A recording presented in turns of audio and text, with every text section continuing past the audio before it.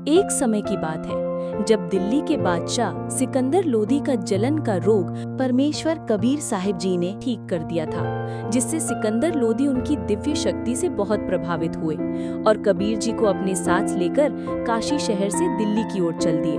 हे महाराज जी, आप हमारे साथ दिल्ली चले। जब दिल्ली की जनता आपके पवित्र प्रवचनों को सुनेगी तो दिल्ली की जनता में भी आपसी प्रेम और भाईचारा बढ़ेगा और उनका भी कल्याण होगा। राजन, पहले आपको मेरे से नाम उपदेश लेना होगा, तो मैं तुम्हारे साथ चल सकता हूँ। ठीक है जी, आप मुझे नाम दीक्षा दे दीजिए। सिकंदर लोधी ने कबीर साहब जी से नाम दीक्षा ले ली और कबीर जी को अपने साथ लेकर काशी शहर से दिल्ली की ओर चल दिए।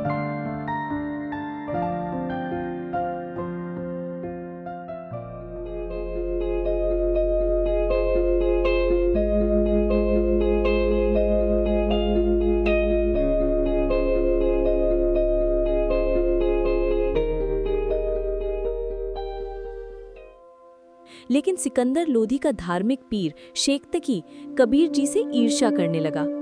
शेख तकी महाराज सिकंदर से नाराज भिर रहा था। सलाम वालेकुम पीर जी, आप मुझसे नाराज क्यों हैं? अगर मुझसे कोई भूल हुई हो तो माफी मांगता हूँ। आखिर क्या बात है पीर जी? तुझे नहीं मालूम कि क्या बात है?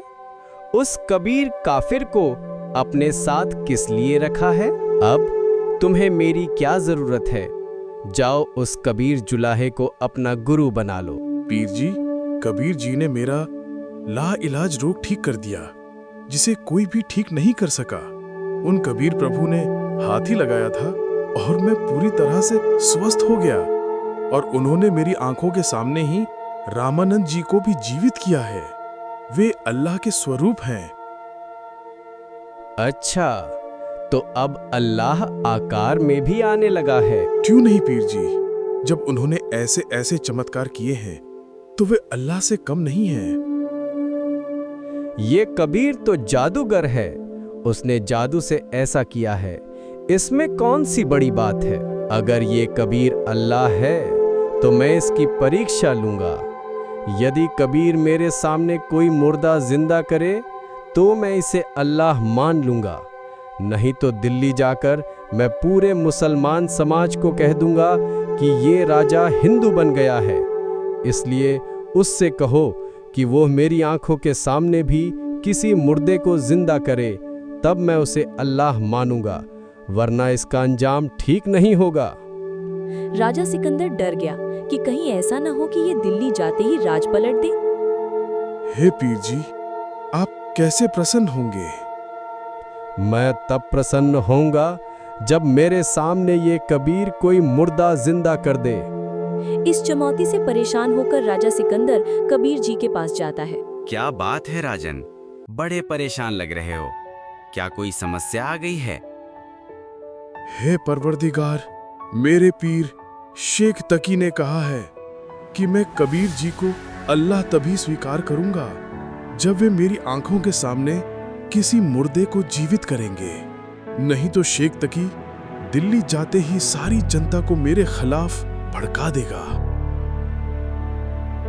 कोई बात नहीं राजन, कह दो शेख तकी से खोज ले कोई मुर्दा।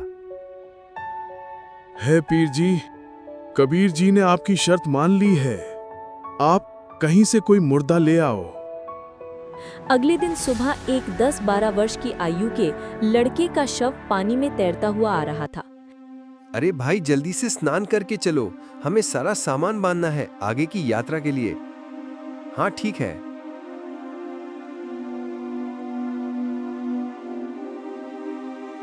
अरे वो देखो, नदी में कोई शव बहता हुआ आ रहा है।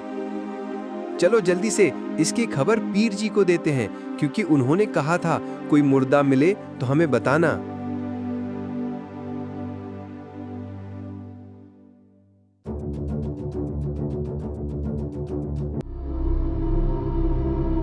क्या बात है पीर जी, बड़े खुश लग रहे हो। हाँ, सिकंदर उस कबीर को अपने साथ ले आया है, इसी से मैं परेशान था। परंतु मैंने राजा से कहा है, अगर कबीर मेरे सामने किसी मुर्दे को जिंदा करे तो मैं मानूंगा। अब मुझे जल्दी ही उस कबीर से छुटकारा मिल जाएगा।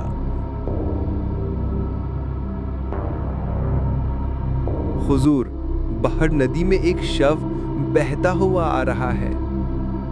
जाओ, बादशाह सिकंदर को ये खबर दे दो। लो पीर जी, अब तो मुर्दा भी मिल गया, बुला लो उस कबीर को।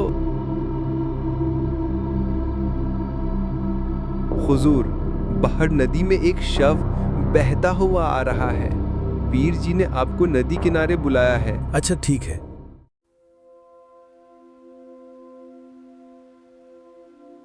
सिकंदर लोदी कबीर जी के साथ नदी के किनारे पहुंच जाते हैं, जहां शेख तकी और सैनिक मौजूद थे।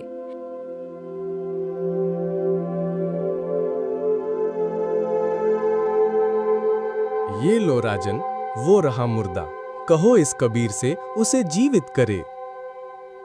हे शेख तकी, पहले आप जीवित करके देखो, कहीं फिर पीछे कहो ये तो मैं भी कर सकता था। हाँ पीर जी, दो विद्वानों की शक्ति का पता तो दोनों के प्रयास करने पर ही चलेगा।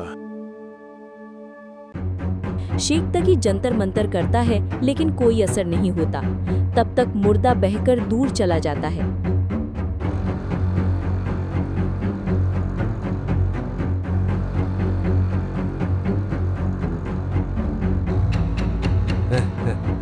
ये कबीर तो यही चाहता था कि ये बला इसके सिर से टल जाए, ताकि मुर्दा दूर बहकर चला जाए और मैं बच जाऊं। भला मुर्दे भी कहीं जिंदा होते हैं?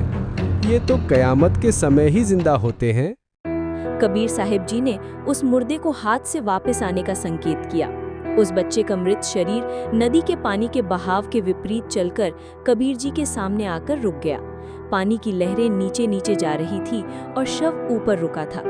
कबीर साहिब ने कहा, हे जीवात्मा, कबीर हुक्म से तू जहां भी हो वापस आ और अपने शरीर में प्रवेश कर। कबीर जी के इतना कहते ही बच्चे के शरीर में कंपन होती है और वो जीवित होकर उठ खड़ा हो जाता है। बाहर आकर उसने कबीर जी के चरणों में प्रणाम किया।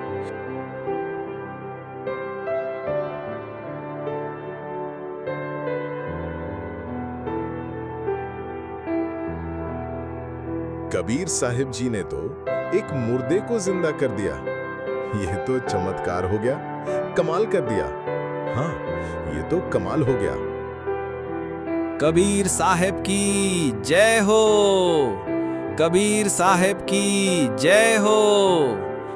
सभी उपस्थित लोगों ने कबीर साहिब की जय जयकार की। कबीर साहिब जी ने उस बच्चे का नाम कमाल रख दिया। कबीर जी ने उस बच्चे को अपने पुत्र की तरह अपने पास रख लिया और उसका पालन पोषण किया। दोस्तों, कबीर साहिब जी द्वारा किए गए इस चमत्कार की ये वीडियो आपको कैसी लगी, हमें कमेंट करके जरूर बताना।